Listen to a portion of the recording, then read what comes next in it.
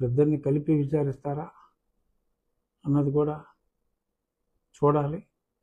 మరి ఎందుకనో ఉలిక్కిపడి ఈ కుల సంఘాలని రెచ్చగొట్టడం ఇవన్నీ కూడా చాలా ఎక్కువగా జరుగుతున్నాయి. ఇక ఒకప్పుడు నాకు మంచి మిత్రులు, అలాగని ఇప్పుడు శత్రువు కాదు, జడ శ్రావణ్ కుమార్ గారు. అప్పట్లో నేను మాట్లాడా నా సర్జరీకి ముందు. ఆ తర్వాత ఆయన నా మీద గవర్నర్ గారికి, రాష్ట్రపతి గారికి, మరి ప్రధానమంత్రి గారికి రాశారో లేదో నాకు తెలియదు, చాలామందికి కంప్లైంట్స్ ఇచ్చినట్టుగా తెలిసింది. మరి నేను అడిగిన దానికి సమాధానం చెప్పారో లేదో తెలియదు. షెడ్యూల్ 10లో ఎక్కడ రాస్తుంది శ్రావణ్ కుమార్ గారు అని నేను అడగడం జరిగింది. మరి దానికి ఏమీ సరిగ్గా యథార్థంగా ఆయన సమాధానం చెప్పినట్లేరు. ఆ స్థానంలో ఉండి అసలేమీ మాట్లాడకూడదు అన్నట్టుగా ఉంది.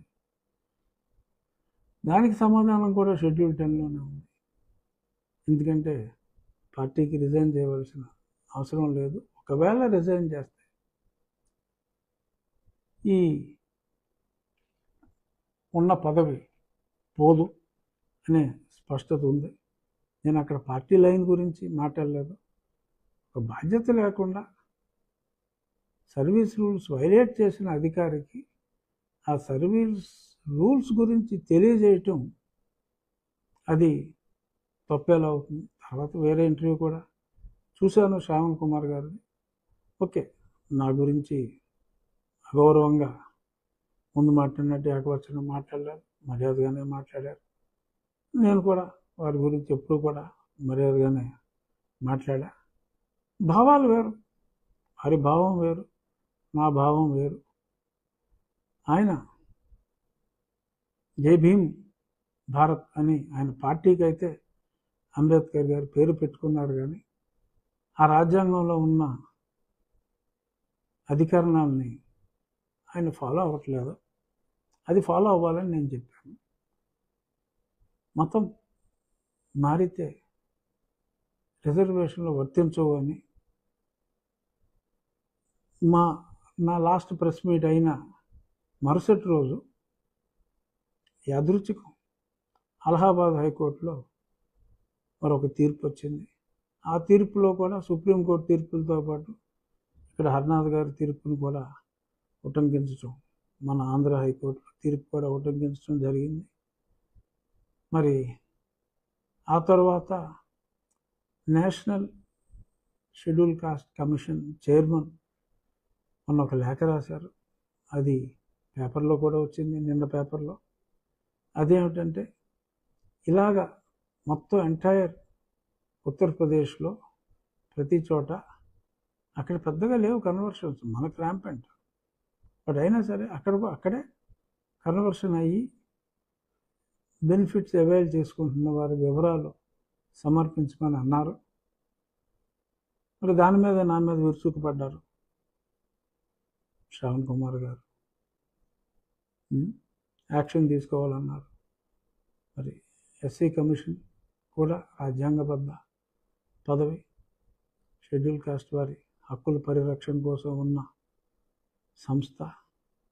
మరి ఆ సంస్థ అధినేత మరి ఇలాగే ఈ వివరాలన్నీ కలెక్ట్ చేయమని మాట్లాడటం, మరి వారి మీద కూడా రాష్ట్రపతి గారికి ఇంకెవరికైనా కంప్లైంట్ చేసి మరి వారిని కూడా ఆ పదవి నుంచి తొలగించమని అడుగుతారా? నేను I have got nothing against any cost. Shravan Kumar గారు ఆర్ దళిత నాయకులు అందరికీ కూడా నేను చెప్పేది, రాజ్యాంగంలో ఉన్నదాన్ని ఫాలో అవుదాం అనే చెప్తున్నాను. అంతకు మించి నాకు మాట్లాడే హక్కు కూడా లేదు, మాట్లాడినాం. బట్ ఒక కులం అన్నదే లేని ఒక మతం, ఓకే, ప్రతి మతంలో కొన్ని ప్లస్ పాయింట్లు ఉండొచ్చు, కొన్ని మైనస్ పాయింట్లు ఉండొచ్చు. ఓకే, హిందూ మతం అనేది వే ఆఫ్ లైఫ్ అయినా దాన్ని కొంతమంది మతంగా గుర్తించి మనుధర్మం ప్రకారం మరి కొన్ని వృత్తులను బట్టి కులాలు వచ్చినప్పుడు మరి కొన్ని హెచ్చు తగ్గుల గురించి మాట్లాడినప్పుడు చాలామంది విభేదించవచ్చు. బట్ ఆ రోజు ఆ ధర్మం కోసం కొన్ని నియమాలు పెట్టుకున్నారు. అది రైటా రాంగ్ అన్న దానిలోకి నేను ఇప్పుడు వెళ్ళను. కానీ అసలు కులాలకు అతీతంగా ఒక గొప్ప మతాన్ని జీసస్ క్రైస్ట్ మరి ఆయన బోధించినప్పుడు ఆ మతంలోకి మనం వెళ్ళి ఆ మతంలో లేని కులాన్ని మనం చొప్పించి ఆ మత సిద్ధాంతానికి వ్యతిరేకంగా మనం మాట్లాడటం ఎంతవరకు సమంజసం? ఈ బ్యాక్గ్రౌండ్లోనే చాలామంది చర్చ్ పాస్టర్స్ కూడా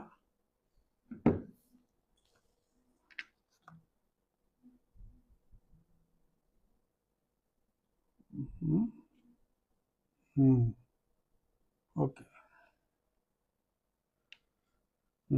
ఈ క్రమంలోనే చర్చ్ పాస్టర్స్ మొన్న మా జిల్లాలో గొడవ చేస్తున్నారు.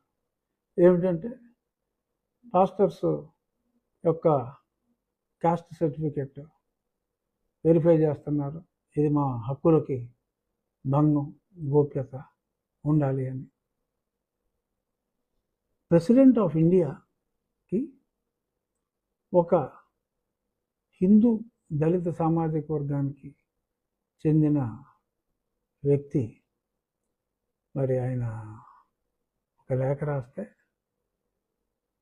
ఆ లేఖని అక్కడి నుంచి ఫార్వర్డ్ చేసి ఇలాగ ఏ చర్చ్ పాస్టర్స్ అంటే ప్రజల దాకా వెళ్ళ, అసలు కనీసం చర్చి పాస్టర్ అయినా సరే క్రిస్టియన్ అయి ఉండాలి కదా. సో ఏ చర్చి పాస్టర్లు బీసీసీ సర్టిఫికేట్ ఉంది, ఎవరికి ఎస్సీ సర్టిఫికేట్ ఉంది, ఆ ఇన్ఫర్మేషన్ అంతా ఇవ్వమనంటే అది మా హక్కులకు భంగం, మా గోప్యతకు భంగం అంటూ ఆందోళనలు నిన్న చేయటం జరుగుతుంది. ఎలా ఎలా భంగం అంటే చర్చి పాస్టర్ కూడా క్రిస్టియన్ కాదా? క్రిస్టియన్ అవునా కాదా అనేది వెరిఫై చేస్తే అది వ్యక్తిత్వ గోప్యతకి ఎలాగా భంగం కలుగుతుంది? It's a registered society. Any church has to be A registered society. ఆ రిజిస్టర్డ్ సొసైటీకి మెంబర్లు ఉంటారు. ఆ చర్చ్ రిజిస్టర్డ్ సొసైటీ మెంబర్లు హిందువులు ఎలా అవుతారు? క్రిస్టియన్స్ అవుతారు కదా. ఏముంది ఇందులో? సింపుల్ లాజిక్ కదా. అది వెరిఫై చేస్తే తప్పే ఉంది అందులో. ఏదైనా ఒక బెనిఫిట్ అర్హత ఉన్నవారికి కాకుండా అర్హత లేని వారికి వెళ్ళినప్పుడు అర్హత ఉన్నవారు ఇబ్బంది పడతారు. అలాగే ప్రసన్న కుమార్, పెద్దిరెడ్డి ప్రసన్న కుమార్ అన్న ఒక హిందూ సామాజిక వర్గానికి చెందిన దళిత యువకుడు, ఆయన రాష్ట్రపతి గారికి రాస్తే అక్కడి నుంచి లేఖ వచ్చింది. ఆ ఇన్ఫర్మేషన్ అడగటం తప్ప, రాష్ట్రపతి గారు లేఖ రాయటం తప్ప? అంటే ఇప్పుడు రాష్ట్రపతి గారి మీద ఎవరికైనా సునీల్ కుమార్ గారు కానీ శ్రావణ్ కుమార్ గారు కానీ మళ్ళీ వారిని కూడా విమర్శిస్తారా? వారిని కూడా మార్చేయండి అని చెప్పి ప్రధానమంత్రి గారికి పార్లమెంట్లో ఏమైనా తీర్మానం పెట్టి ప్రయోజనం ఉందా? అంటే రాజ్యాంగానికి బద్ధుడై ఉండి రాజ్యాంగంలో ఉన్నదానికి వైలేషన్ జరుగుతుంది అని చెప్తే పికేమంటారా? ఉన్న పోస్టులని రాజ్యాంగాన్ని గౌరవించడమే నేరమా? రాజ్యాంగాన్ని గౌరవించడమే పాపమా అని నా ప్రశ్నలు. సరే, దీనికి ఎవరైనా సమాధానం చెప్తారు, చెప్పండి. ఎనీహో ఇవాళ మరి 15వ తారీఖు ఆయన వస్తాడా? అలాగే గోల్ఫ్ ఆడుకుంటూ వాళ్ళకి ఒంట్లో బాగోలేదని తిరుగుతాడా ఆయన? ప్రజలు డిసైడ్ చేయండి. ఆయన మాట్లాడిన దాంట్లో ఒక ఉద్యోగిగా ఆయన మాట్లాడిన దాంట్లో ఇంకొక ఆయన ఎవరో లిబరేషన్ కాంగ్రెస్ అట, ఆ డిప్యూటీ సీఎం క్యాండిడేట్లో క్యాండిడేట్, ఆయన కూడా నా మీద నిప్పులు జరిగాడు. ఫ్లూయెంట్ ఇంగ్లీష్ మాట్లాడాడు ఆయన, ఆర్డీఓ నుంచి ఐఏఎస్ అయిన ఆఫీసర్ అయినా, కన్ఫర్డ్ ఐఏఎస్ అట.